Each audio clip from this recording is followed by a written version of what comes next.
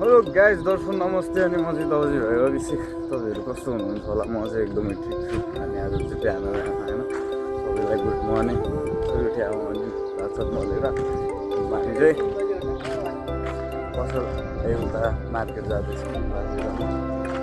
पछाडि चाहिँ यस्तो छ ल फेरि कस्तो मेरो क्यामेरा है कस्तो भएको जस्तो भित्रबाट कभर लगाइदिएको थिएँ अनि त्यो भएर चाहिँ खासको गाडी चाहिँ यता फेरि जाँदैछौँ हामी चाहिँ उनीहरूले अब उतै गएर छोरी छोरी भिडियो बनाउँछु एकछिन आएर उता त फेरि पाउँदैन नि त त्यही भएर हो तपाईँहरू कस्तो हुनुहुन्छ होला म चाहिँ एकदमै धेरै ठिक छु है अनि सबैजनालाई सम्झेको छु मेरो केटाहरूले पनि एकदमै धेरै सम्झिरहेको छु मैले होइन कस्तो छ हौ यतातिर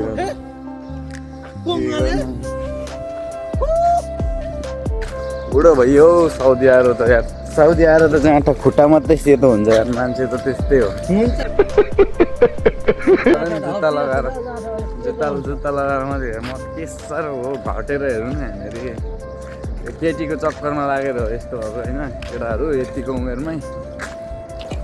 केटीतिर लाग्नु हुँदैन बाजे त मभन्दा छिटो कटेर गइदिएर भने सानो बोकाएको छैन ल मलाई चाहिँ हेरि उ त्यो बाजे माग्यो ऊ पर पुगिसक्यो ल ऊ पर हेर्ने ओ पर पुगेछ हिँड्दैछ माग्यो बुढो म चाहिँ यहाँ एक्लै झाऱ्यो त्यो पनि झाऱ्यो ल ऊ परबाट पुगिरहेछ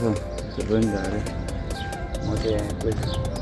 यति धेरै बोकाइदिएको छ नि मलाई त राम्रो त्यो हातै गल्ने गरेको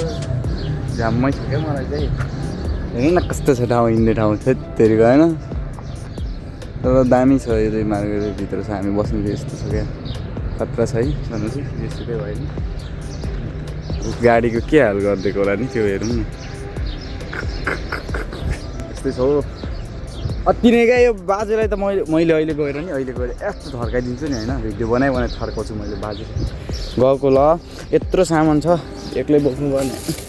एउटा हातले बोक्यो भने त अहिले हातै भाँचिन्छ होला क्या यत्रो धेरै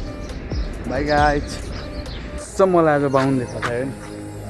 बाहुन बुढोले उसले दुईवटा बोकेर मलाई त्यत्रो बोकाएर 3 चोटि बिसाउँदा मात्रै म यहाँ आइपुगेको हेरौँ हात जस्तै ओभरै भइदिएर भने उताबाट लिएर आएको क्या धेरै पर थियो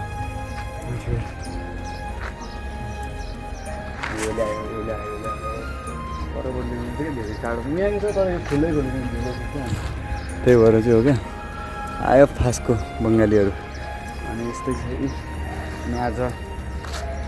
मदर्स डे के रहेछ होइन अनि अब आफ्नो त छैन नि त नभए तापनि एकदमै धेरै मसँग मेरो चाहिँ कस्तो हो नि फेरि अहिले भनेको कुराहरू चाहिँ सबै त्यही हो मेरो चाहिँ फेरि कस्तो हो नि मेरो बाबा मम्मीसँगको अहिलेसम्म एउटा फोटो पनि छैन क्या अनि मलाई चाहिँ आकाशबाट झरेको जस्तो लाग्छ क्या म अब यो कुराहरूको फेरि मलाई याद पनि आउँदैन क्या मेन कुरा चाहिँ सबैभन्दा मैले आफूलाई अरूको देख्दाखेरि आफूलाई सम्हाल्न सक्नुको कारण भनेको मैले जुन कुरा चाहिँ थियो र त्यो कुराको मैले फिल लिन पाइनँ क्या त्यही भएर मलाई त्यो कुराहरूको खासै वास्तै नलागेको अनि खासै मैले उयो नै लिँदैन कि त्यो कुराहरूलाई चाहिँ अलिक वास्तै चाहिँ लाग्दैन क्या मलाई मेन कुरा चाहिँ अब किनभने पहिल्यै त्यो कुराहरू थियो भने त्यो कुराहरूको याद आउँथ्यो होला तर त्यो बच्चैदेखि मलाई थाहा छैन नि त अब बाबा मम्मीसँगको माया कस्तो हुन्छ होइन बाबा मम्मीले दिएको माया कस्तो हुन्छ भने मलाई थाहा छैन क्या किनभने म सानै हुँदा अब सब पुरै कहानी त के भन्नु र पुरै कहानी भन्यो भने एउटा फिल्म जस्तो छ होइन त्यही भएर पनि भन्न चाहिनँ यति नै हो र जहाँ भए पनि तपाईँ जे भए पनि अब हुनुहुन्छ है भन्ने आश चाहिँ लाग्छ तर अहिलेसम्म चाहिँ अब थाहा चाहिँ छैन कहाँ हुनुहुन्छ भनेर होइन पनि हुनुहुन्छ भन्ने लाग्छ मलाई त्यही भएर जहाँ भए पनि खुसी रहनु होला